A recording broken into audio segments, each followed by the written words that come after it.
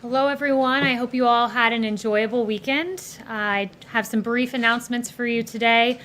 Just that now we have 760 sites in retail locations in 45 states, plus the District of Columbia. CVS is planning to open an additional 650 sites.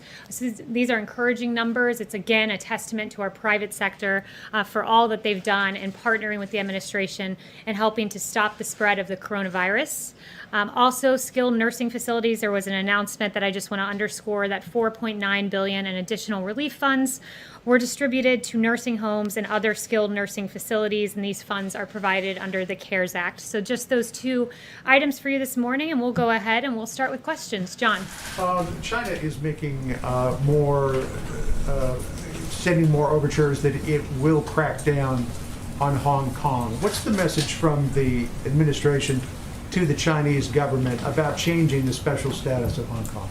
Yeah, and I know, Jen, you also emailed a question about this morning, so I went directly to the president to get an answer on this, and he said to me that he's displeased with China's efforts and that it's hard to see how Hong Kong can remain a financial hub if China takes over. So which means what? Would the United States change its relationship with Hong Kong? So I have no further announcements as to the precise action that the president will be taking, but he did want me to share that with you this afternoon, I should say. Yes.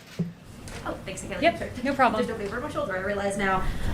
We saw a lot of images over the Memorial Day weekend of people gathering in large crowds, not maintaining social distancing. Those images for the Lake of the Ozarks in Missouri was one example we saw all over television news. Does the president have any concerns about those kinds of gatherings? We haven't heard any message from him addressing that specifically. Well, the president, as he's noted, he wants to see society reopen, wants to see the economy reopen, but we do want to do so safely. And there are institutions that have put into place these social distancing measures, and people are making it cognizant, a part of their everyday lives. For me, for example, I went to Mass this weekend, and people were socially distanced. They were washing their hands. There are ways to do this, and the president would underscore to everyone that we should be taking into account these measures. So yes, everyone, while you go out, let's keep cognizant the recommendations of the CDC, because those in the end are very important to making sure that there is no spread of the virus. And I would just also note one point. I did have some updated numbers for you on reopening and what we're seeing across the country that I think are important. That 42 states are now under 10% in their positivity rate for the virus. Mortality is now equivalent to what we saw at the end of March. That's the lowest level in 2 months. So we are seeing these encouraging signs as we start to reopen. Anyone else? Jeff. Kayleigh, the president tweeted or retweeted something which seemed to be criticizing Joe Biden for wearing a mask over the weekend. Was that his intention? And if it was, why would he criticize that? I think, look, the president's excited to see that Joe emerged from the basement. It is a bit peculiar, though, that in his basement right next to his wife, he's not wearing a mask, but he's wearing one outdoors when he's socially distanced. So I think that there was a discrepancy there.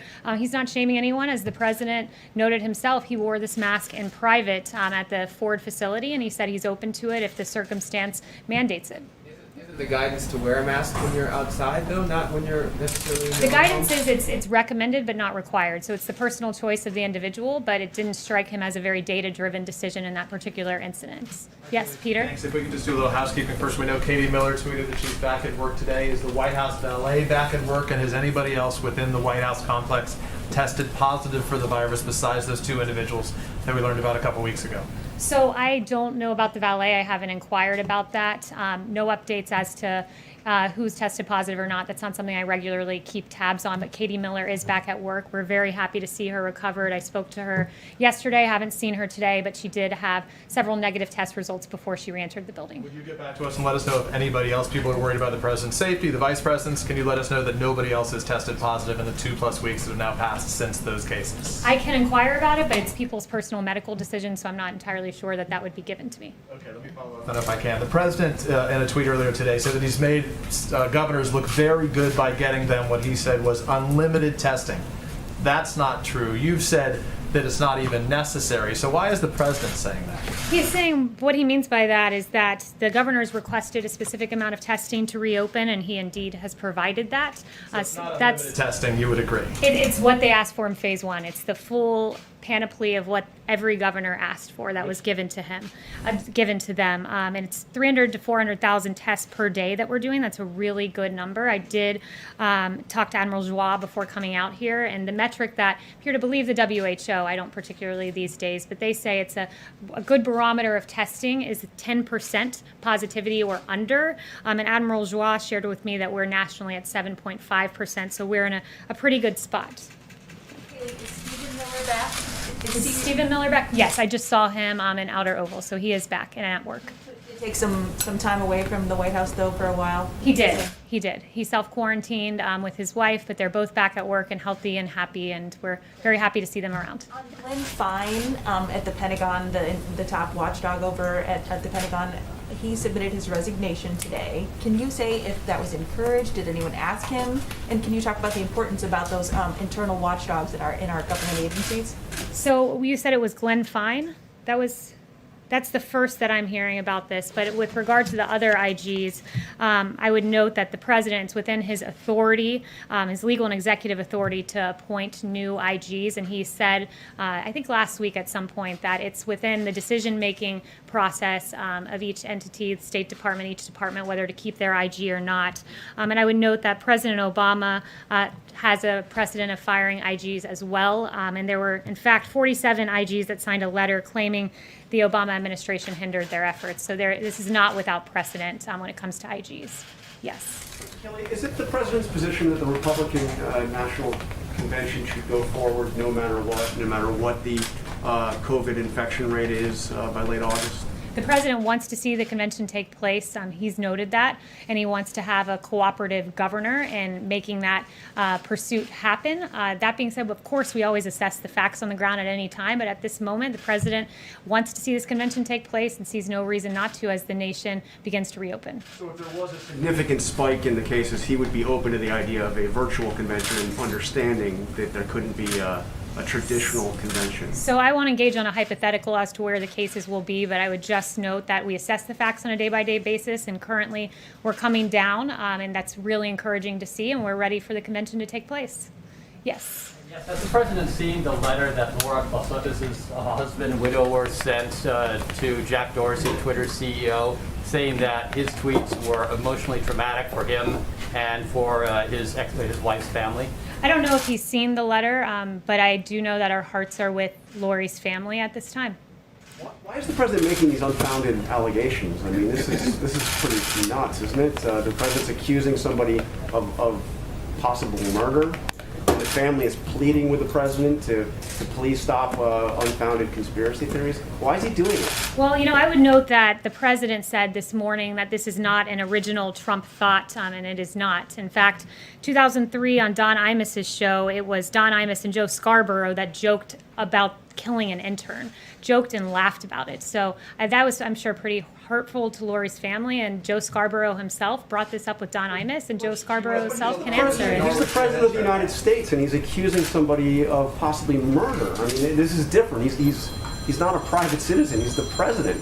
Yeah, and Joe Scarborough, if we want to start talking about false accusations, we have quite a few we can go through about Mika asserting, I'm asking about the Mika president's, I'm Brzezinski. asking about the president's allegation. And here. I'm replying to you and saying this morning, as recently, I believe it was this morning or yesterday, Mika accused the president of being responsible for 100,000 deaths in this country. That's incredibly irresponsible. They've dragged his family through the mud. They've made false accusations that I won't go through, that I would not say from this podium, against the president of the United States, and they should be held to account for their falsehoods. Joe Scarborough should be held to account for saying people will die by taking hydroxychloroquine. Never mind the millions of Americans and people across the world who take it for rheumatoid arthritis and other reasons. There are a litany of false headlines like Mika. The president spreading a false conspiracy theory that suggests that he's responsible for murder? I would point you back to Joe Scarborough, who laughed and joked about this item on Don Imus's show. It's Joe Scarborough that has to answer these questions.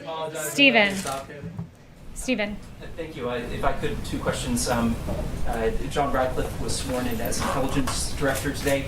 Has the president decided what's next for Rick Grinnell in terms of an appointment? He hasn't, but Rick Grinnell is a very valued member of this administration. He's done extraordinary work at ODNI. He has a great history. We'll see where he goes next, but just know that Rick Grinnell has done an excellent job in that position. I expect that John Radcliffe will as he takes over. And my second question, if I could, I asked the president last week on Capitol Hill about his involvement with FISA reform. And obviously, FISA is something he cares a lot about, but he told me that he had left it up to the senators to figure out. And, it's still ongoing, this process. The House has to pass the legislation that the Senate passed. The senators tried and failed by just one vote to ban the warrantless collection of internet records. So I'm wondering how if you could describe a little more how the president sees himself as part of this debate and whether he might intervene at some point going forward. Yeah, it's very personal to the president when it comes to FISA. This is an important tool in the intelligence community. He knows that, but he also knows that it was used and abused and politicized. The fact that you had 29 members of the Obama administration, 29 individuals of the intel community and Obama administration unmasking dozens of times, using these tools that are so much power to spy on an American citizen, to listen to their phone calls, to unmask their names. We have a Fourth Amendment in this country. It protects the rights of Americans, but the rights were not protected when it came to President Trump and his administration and Michael Flynn, whose name was leaked in a criminal fashion to the press. FISA was not used appropriately when a Steele dossier full of lies that was, quote, salacious and unverified, in the words of Jim Comey, was used as the basis to get a FISA warrant and attested to as if it were truthful and a reason to spy on Carter Page. These tools were used and abused. The Fourth Amendment rights of several Americans were violated. A political campaign was spied upon. So any FISA concerns the president has, they're real, they're personal, and they should be considered as we move forward to reauthorize this valuable tool. Yeah. Sure. If I could, Rick Grinnell, as one of his last official acts, at the request of Adam Schiff, declassified transcripts of the phone calls between General Michael Flynn and Sergei Kislyak. Would President Trump encourage John Ratcliffe to facilitate the release of those transcripts? I haven't spoken to him on that, but this president has released, not the president rather, but this president has overseen an ODNI that has given the American people a lot of information that I think they're entitled to see. And one of the things the president has asked for is, where are the 302s, the summaries of that interview with Michael Flynn? 302s, so the American people understand, these are summaries when you interview an individual, and it's routine that those 302s are given in short order right after the interview is done. It's when your memory is at its best. But in the case of Michael Flynn, those 302s were lost and in fact edited afterwards by corrupt Peter Strzok and Lisa Page. So there's a lot of questions, and this president has encouraged transparency on this issue, and I think it's a great thing. So in the absence of the 302s, would he encourage the release of the transcripts so that the American people can see exactly what transpired during this conversation? I haven't asked him that. I'd have to ask him that particular question. Yes. Yes, let me get a few people in the back because I want to make sure. Equal opportunity question caller. So yes. Kayleigh, we're about to cross the 100,000 dead American milestone. What does the White House view as having, by Election Day, what does the White House view as the number of dead Americans where you can say that you successfully defeated this pandemic? Is there a number? Yeah, every loss of life counts. We say 100,000, but like the president says, one death is something to be mourned. These 100,000 individuals have a face. The president takes this very seriously. It's why he lowered the flag to half-staff for 3 days to remember these men and women. I think, Dr. Birx said it best when she said that in their estimates, they had anywhere between 1.5 and 2.2 million people in the U.S. succumbing to the virus if we didn't shut down the economy. The president made the very hard choice of shutting down the economy, so we avoided that extraordinary number. Every one death is too many. We never want to see a single individual lose their life.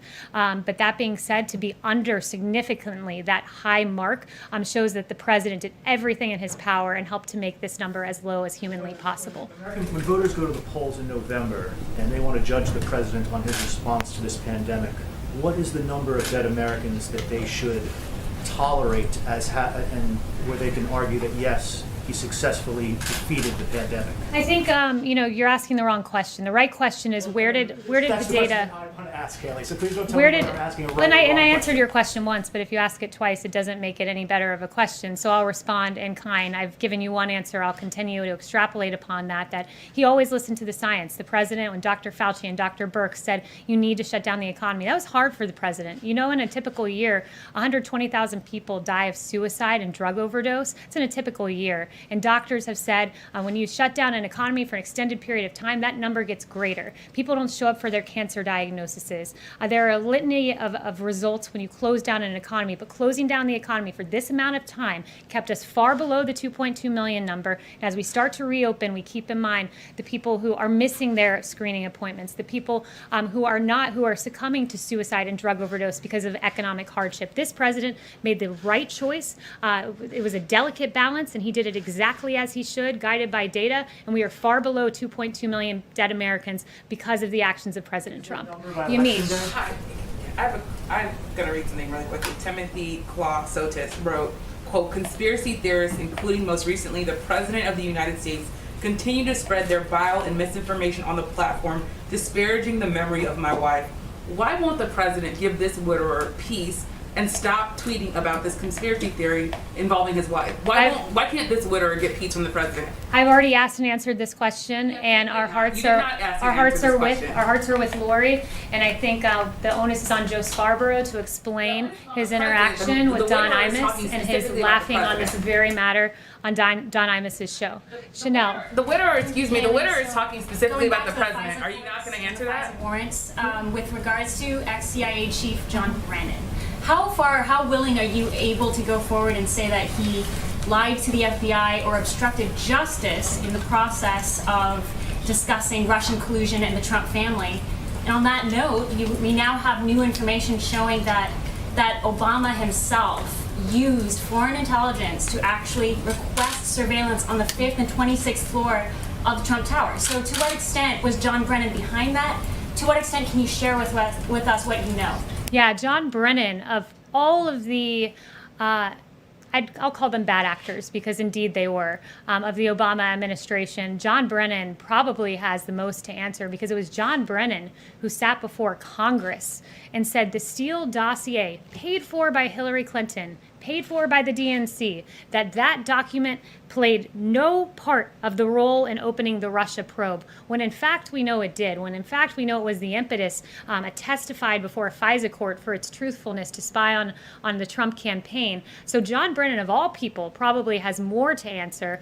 So too does Samantha Power and Susan Rice, and these individuals who admitted under oath that they, in fact, spoke to foreign leaders and representatives of foreign leaders during their transition, but yet somehow during the Trump transition, that was uncalled for. What has been done all throughout history was uncalled for, and meriting unmasking and meriting cornering Lieutenant General Michael Flynn. All of these people have really legitimate questions to answer. I think we're slowly getting to the bottom of this, but it's a real travesty and really one of the biggest political scandals in modern history. Yes. It's about the G7 summit. So the area still has a very high number of cases. Prime Minister Trudeau spoke yesterday with Chancellor Merkel and President Macron. Is the president still confident of being able to organize the event in like 3 weeks? It'd be 3 weeks from now if we stick to the date. Yeah, it's a really great question and an important one because the G7, the president wants to see this take place as America reopens, as we try to approach a place of normalcy where people go back to work, where people do recreational activities but socially distance while they do it. The president thinks no greater example of reopening in this transition to greatness would be the G7, and the G7 happening here and happening probably more towards the end of June. Robert O'Brien, I believe it was asked about this weekend. And Robert O'Brien said that he's getting a great reception from world leaders who are asked about coming. We will protect world leaders who come here just like we protect people in the White House. So we want to see it happen. We think it will happen. And so far, foreign leaders are very much on board with the idea. Last week of June and here in D.C. or at Camp David? I don't know if it'll be the last week of June, but towards the end of June. And the goal is for it to be here at the White House. Yes. Right. So after the lowering of the flags this past weekend, does the president have any other plans in the works to honor the victims of the virus. Yeah, I think And- oh, go ahead. Sorry, and a larger question is, does he see his role as mourner-in-chief in some way, which would be the traditional role of president? Yeah, I think he takes that responsibility very seriously. He said that this is the hardest part of his presidency, going through this pandemic. He says so many times that he thinks about many of his friends, some of his friends, I should say, who have perished because of this disease. It's real to him. It's personal to him. It's why he says, one death is too many, and he thinks about it all of the time. So he does see his role as that, comforting the nation, but reopening the country, giving the country hope at this time as we look forward to going back to work and resuming our lives, although in a new reality with new CDC guidelines. Actions in the works? I think lowering the flags is a great example, and we have further announcements on that front. I will be sure to share those with you. Yep, Jen. Thanks. So going back to the Clostudes family, I think is how you pronounce it, the Florida family, they have asked the president, the widower has asked the president in that letter to stop talking about this and for Twitter to take down those tweets. I just wanted to ask you, is the president asking for someone, for law enforcement, to reopen this cold case? Is that what he's intending? Is he going to ask the DOJ to reopen something? What is he asking for when he talks about the cold case? Yeah, I don't have any future announcements on the president's action, but I would just refer everyone, for those of you who haven't heard it, go back and listen to the Don Imus soundbite. It was very callous, it was very cruel, and I think laughing and joking about the death of an intern is really uncalled for, and I think that's something we can all agree to. Thank you all very much. Just for clarity, is the president going to stop, Kayleigh? Just for clarity?